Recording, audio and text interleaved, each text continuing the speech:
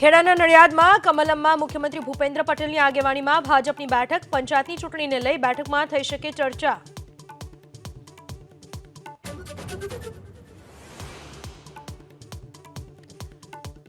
નવસારીના સરપોરમાં દીપડાની લટારનો video viral, રહેણાંક વિસ્તારમાં દીપડાના આંટાફેરા વધતા ગ્રામજનોમાં ભયનો માહોલ।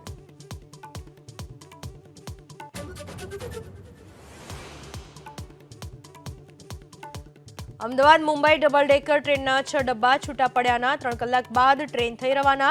C7 ડબ્બાને છૂટો કરી બાકીના ડબ્બા જોડ્યા।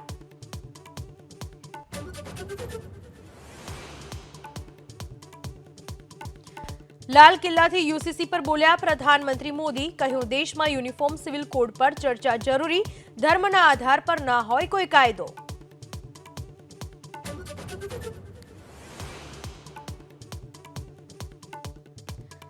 पंद्रहमी ऑगस्टने लई द्वारका जगत मंदिर देशभक्तिना रंगे रंगायु। मंदिर पर तिरंगा कलरनी लहरावाई ध्वजा।